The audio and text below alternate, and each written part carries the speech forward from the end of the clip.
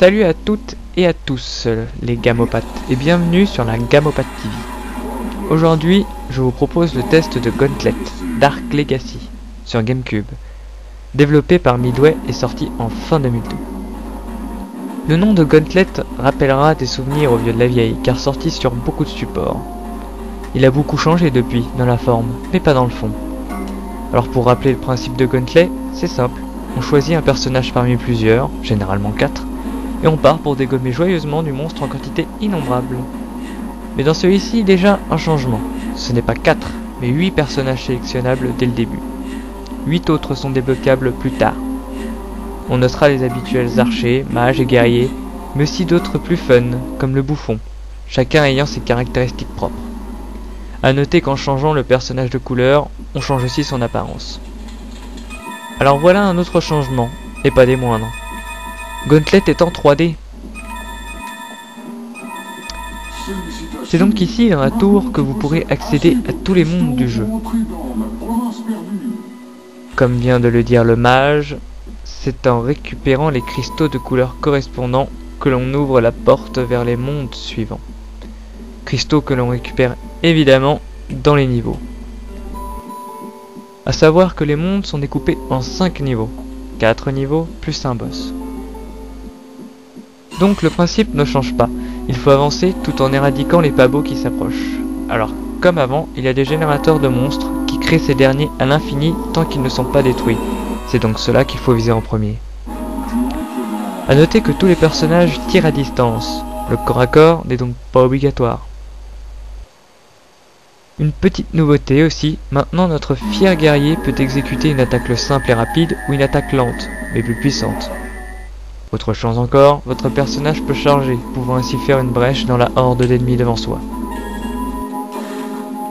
Comme les opus précédents, les clés et donc les coffres et portes associés sont présents. Coffres pouvant contenir bien des choses, à savoir de la nourriture pour se guérir, des objets, voire même des pièges. Autre nouveauté, les objets utilisables quand on veut. Ce sont des objets que l'on récupère et activables à tout moment, tels le super tir, l'armure électrique, le masque à gaz et beaucoup d'autres.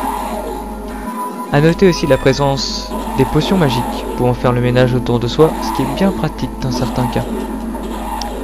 Tous ces objets sont complétés par l'architecture des niveaux contenant des éléments nocifs aussi bien pour le joueur que pour les monstres, à savoir les divers tonneaux mais aussi les pièges très nombreux et différents suivant les mondes.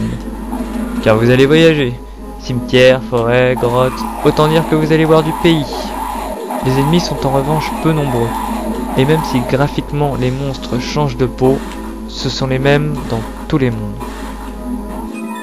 Autre nouveauté, le personnage gagne de l'expérience et gagne donc des niveaux, lui apportant donc son lot d'amélioration. Chose amusante, le personnage change graphiquement au fur et à mesure qu'il gagne des niveaux. La quête des cristaux n'est pas le seul à vous faire avancer. Effectivement, il vous faudra aussi chercher les pierres de runes, les morceaux de vitraux et les objets en or. Tout cela vous permettant encore une fois d'avancer. A savoir aussi qu'à la fin de chaque niveau, la possibilité d'acheter des objets vous est offerte, avec l'argent que vous aurez trouvé dans les niveaux. Alors côté graphisme, on a vu mieux sur le cube, mais cela reste tout de même globalement pas trop mal.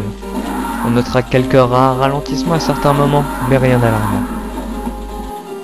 Niveau musique, elle met dans l'ambiance et est agréable. Quant au son, là c'est du très bon, surtout pour la voix française assez drôle du mage vous congratulant ou vous annonçant la montée d'un niveau. Enfin pour le gameplay, là aussi cela reste raisonnable. A noter que ce jeu est sorti aussi sur PlayStation 2 et Xbox, en version identique. Certains lui reprocheront sa simplicité, d'autres son côté trop bourrin. Pour ma part, je trouve que ce Gauntlet est un bon défouloir et une surprise. Il mérite qu'on s'y intéresse. C'est pourquoi je lui mets 4 suppos. Je lui aurais bien mis plus, mais ce ne serait plus objectif. Voilà, à la prochaine les gamopathes. Bye bye.